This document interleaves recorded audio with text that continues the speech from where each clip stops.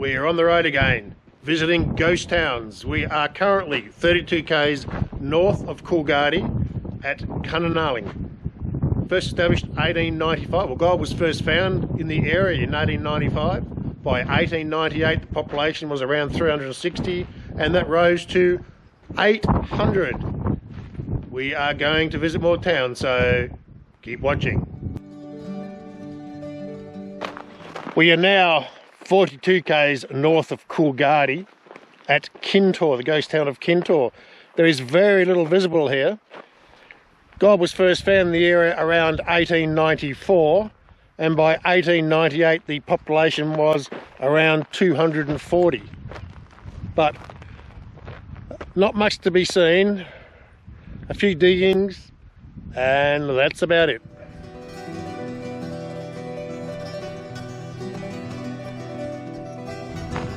According to my coordinate, I'm standing in Dunnsville. Nothing to see, no indication at all other than the ground is fairly flat, so it would be suitable for a town site. I have a coordinate for the reserve, the cemetery reserve. Followed a track, but there has been a bit of mining activity, tracks everywhere,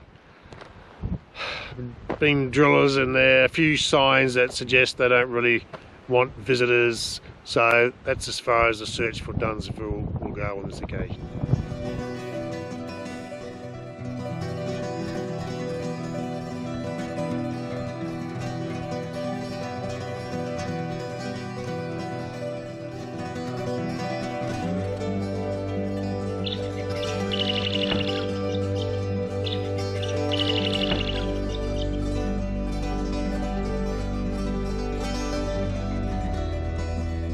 The camp is set up, and tonight we're staying at the Credo Station campground, and that falls within the Rolls Lagoon catchment area.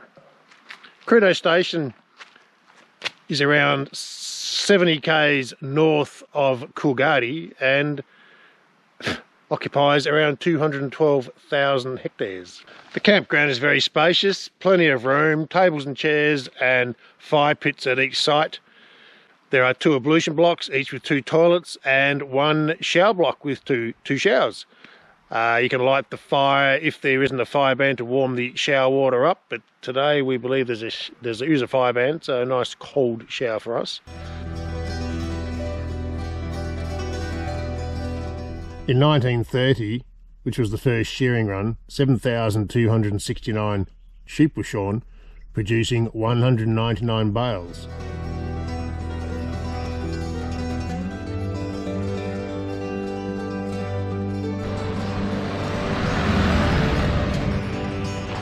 I'm standing in the middle of the old ghost town of Callion.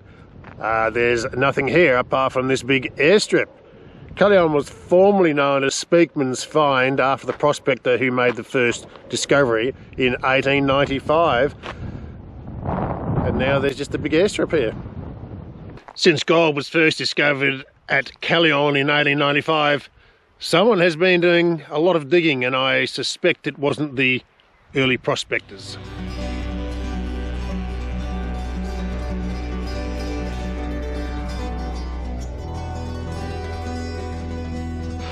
Callion Cemetery, about 200 metres east of the road, and the section of road where the pit is. Outback Grave Markers, a volunteer group, have been here placing their plaques. They do a wonderful job seeking out unmarked graves around the country and placing a plaque on them. Well done, Outback Grave Markers.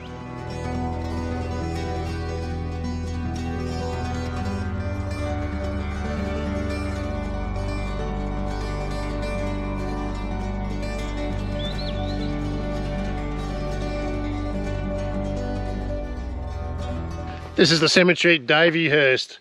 Davyhurst Ghost Town is located about 120 k's northwest of Kalgoorlie.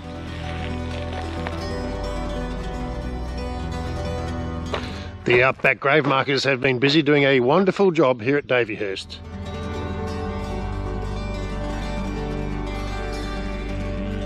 This is the ghost town of Davyhurst. Plenty of evidence that there was a town site here. Large open space, lots of rubble, broken bottles, tin cans, the usual thing, and where I'm standing is most likely the ruins of the Grand Hotel, and someone has started restoration of the Grand Hotel, so it should be opening very soon, I'd imagine, very soon.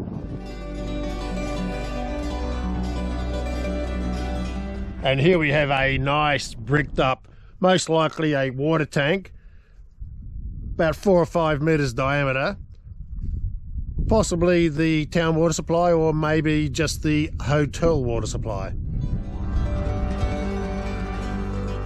And in the middle of town we have a stockyard, which may have been a staging point for a stagecoach.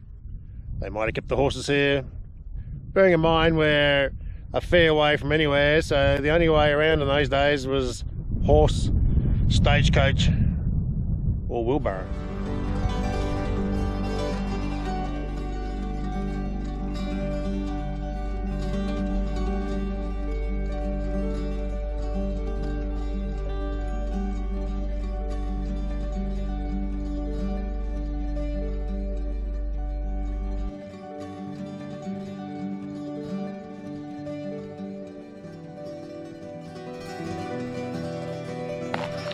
This is the original Davyhurst cemetery, located to the east of town. Cemetery number 2, which is the larger cemetery, is located south of town.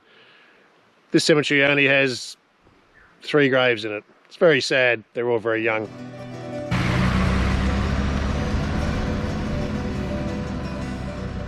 So here we are at one of the old Davyhurst mines, or the remains of the mine.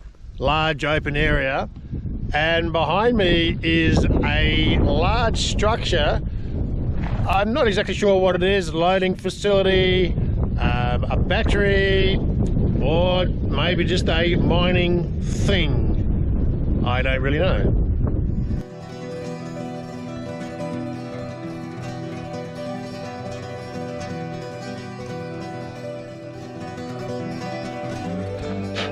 This is the open pit at Mullwarrie.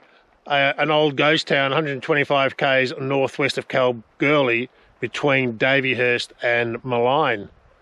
Gold was discovered here in the late 1890s, and not sure when this hole was dug.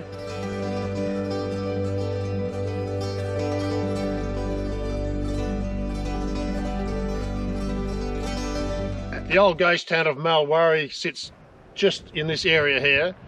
Nothing much to be seen that we have sighted. Well, we haven't sighted much, but there is a lonely grave 1k down the road that way, and the cemetery is 3 k's down the road that way.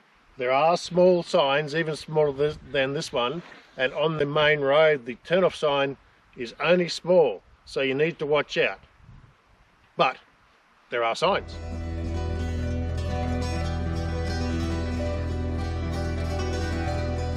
Mullwarrie Cemetery, 3 k's west of town, 10 graves.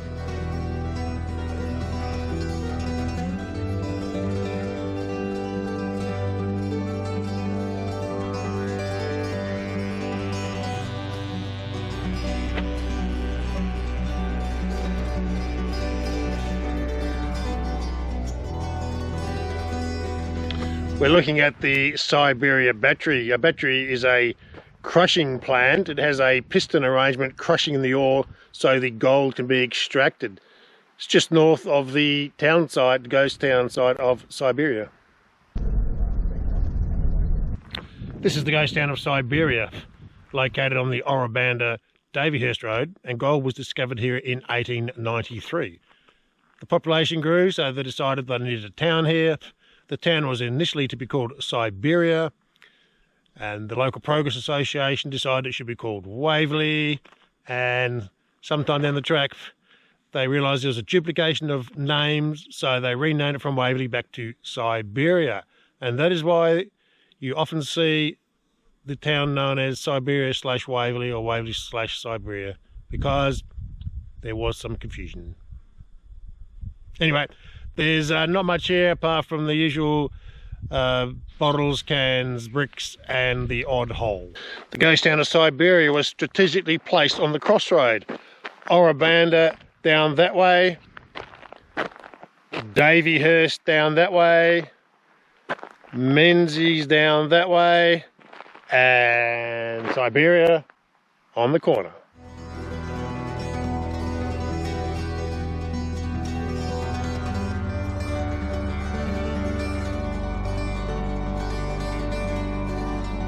Siberia Cemetery. There appears to be 13 graves.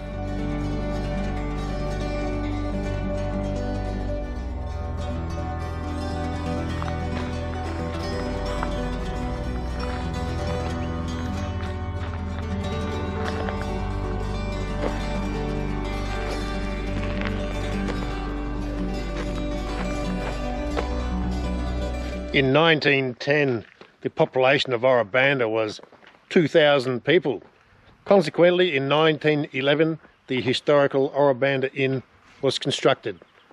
It stayed in business for over 40 years, then it closed, then it was revitalised, and then it got vandalised, then it closed, and currently it is in a very poor state.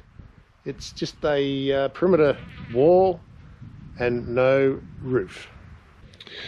The historic Ora Banda Inn was built in 1911 by Alf Garnett, and if you look carefully you can see his name on a plaque on the wall there.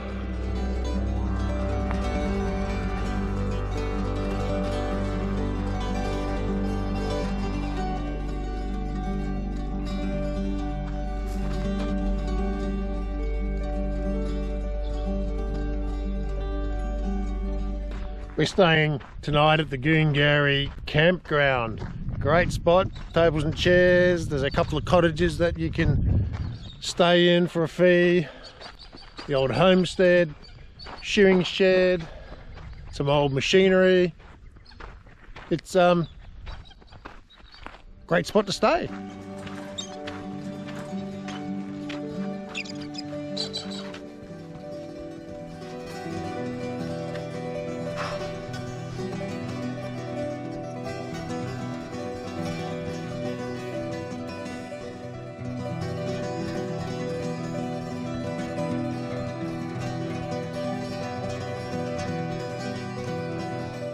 This is Goongarrie Ghost Town Cemetery. It's on Goongarrie Station on the western side of the railway line from the town site.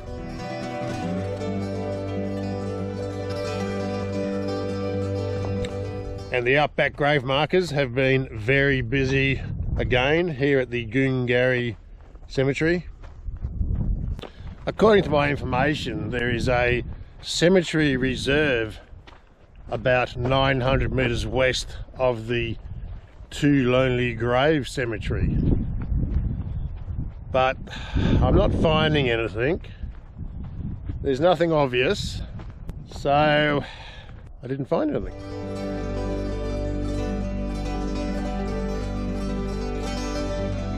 The old ghost town of Goongarrie was established around 1895, adjacent to the railway line, and it is about 85 k's north westish of Kalgoorlie. So let's take a look inside.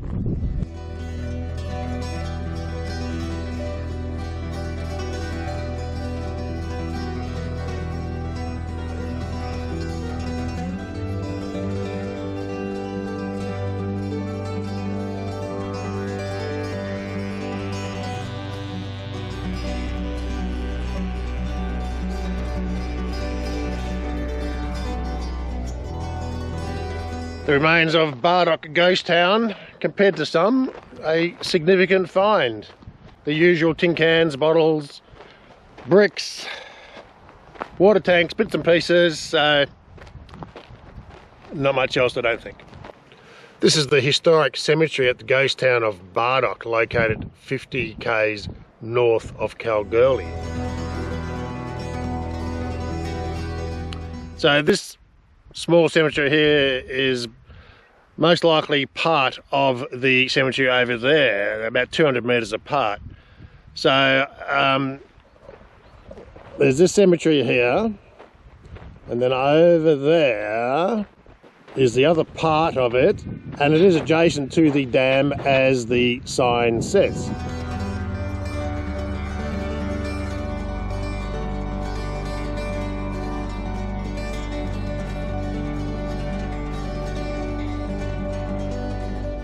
A couple of 100 metres behind me is where the old ghost town of Windanya once stood.